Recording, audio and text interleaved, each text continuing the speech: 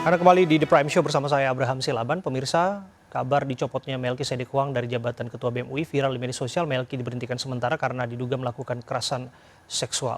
Pemberhentian sementara Melki Sedek Huang dari jabatannya sebagai Ketua BEM UI pertama kali mencuat melalui unggahan akun di media sosial X Aditya Risik dengan nama akun @bulanpemalu. Dalam unggahannya disebutkan bahwa posisi Melki untuk sementara digantikan oleh Siva Anindya Hartono selaku Wakil Ketua BEM UI periode 2023. Selain itu, akun @bulanpemalu juga melontarkan cuitan berunsur dugaan kekerasan seksual yang dilakukan Melki Sedek Huang.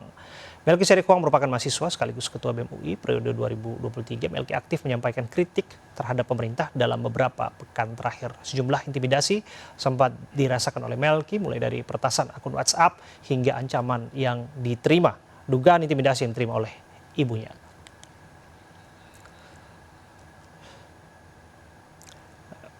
Sementara itu, Melki Sedek Huang membantah terlibat kasus pelecehan seksual dengan kekerasan. Melki mengaku tidak tahu menahu mengenai dugaan kasus yang menjerat dirinya.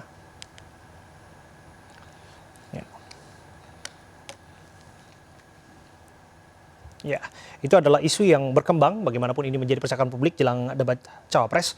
Tapi barangkali Niska punya pandangan mengenai kasus ini. Ya, jadi sangat disayangkan sekali ya. Kalau kita mengharapkan anak-anak muda sekarang itu lebih vokal, lebih bisa berpartisipasi di politik. Gimana adanya intimidasi, mungkin bahasanya ada intimidasi, kemudian kriminalisasi. Ini sangat menyayangkan karena kita bahasanya sedang pesta demokrasi. Bagaimana dikatakan ini bisa menjadi pesta? Pesta itu kan sebuah perayaan, perayaan di mana masyarakat bisa menggunakan hak pilihnya secara bebas untuk berpartisipasi dalam politik ini. Gimana kita kalau seandainya berpesta tapi malah banyak yang berisik nih, saling mengintimidasi dan akhirnya ini menakutkan kesannya. Apalagi ini kaitannya dengan partisipasi anak muda di sana. Iya, betul. Bagaimana Astrid? Yang pertama, kita sedang dalam nuansa ini ya, politik ya. Dan everything can be politicized at this point. Tapi pada dasarnya yang dilakukan oleh Ketua BEM dalam beberapa minggu dan bahkan hari terakhir, bagaimana menyuarakan pendapatnya, bersuara tentang ketidakadilan dan lain sebagainya. Dan kemudian baru-baru ini dicopot dan meskipun ada juga dugaan kekerasan seksual atau KS. Jadi ada beberapa unsur yang serius. Tentu mahasiswa itu sebagai bagian penting dari masyarakat. Mereka bukan hanya future leaders tapi current leaders. Yang kedua, terkait dengan peran mereka dalam check and balances juga penting.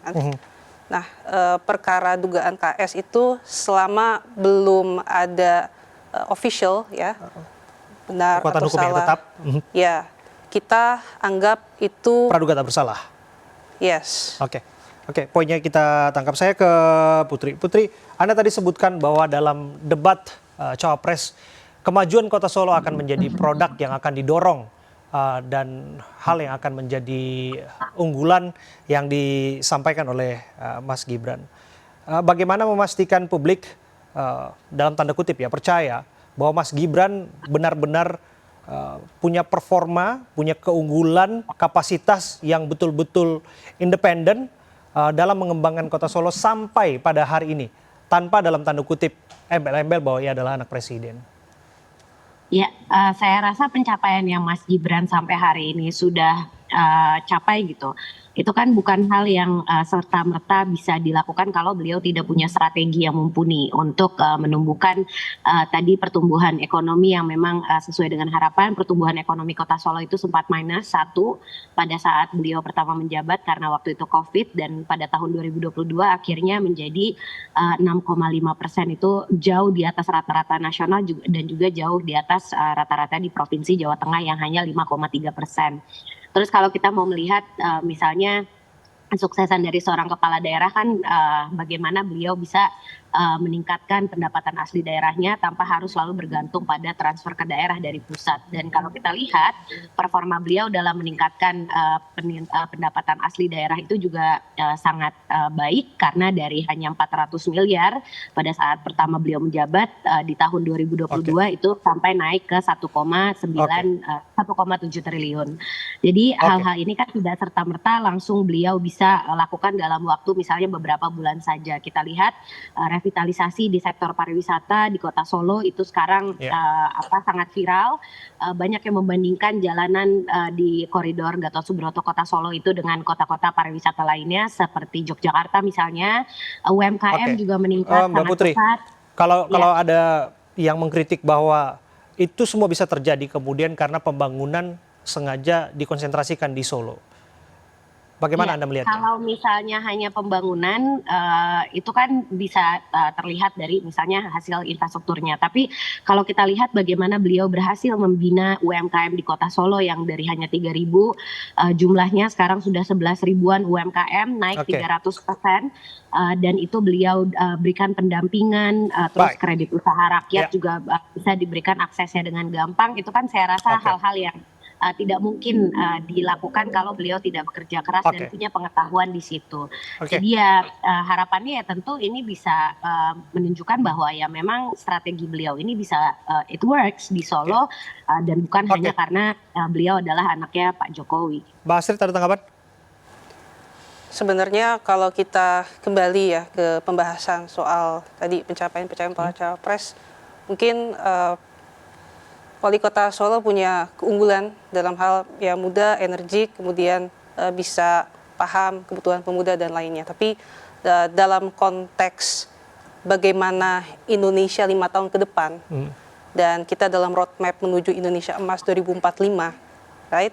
Dan di sisi lain kalau kita melihat bagaimana kita fokus pada angka-angka, kita tidak hanya fokus pada pertumbuhan, right? Tapi apakah benar-benar trickle down economics terjadi? Tapi in some cases tidak, right? Benar-benar dirasakan masyarakat. Harga-harga apakah kemudian terkendali dan sebagainya, itu yang poin. Harga-harga, kemudian kesejahteraan, pemerataan, dan lainnya. Kita tangkap poinnya. Terakhir nih, apa yang disampaikan?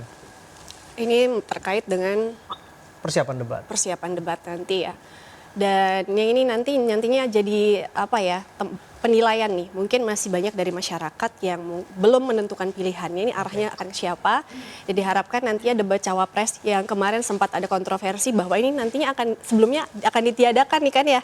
Debat cawapres kan sebelumnya ada isu ditiadakan, dan akhirnya setelah bergejolak nih beritanya akhirnya dihadirkan debat cawapres. Kita akan melihat gagasan-gagasan dari cawapres ini dan masyarakat bisa menilai. Saya rasa masyarakat sudah cerdas dalam memilih.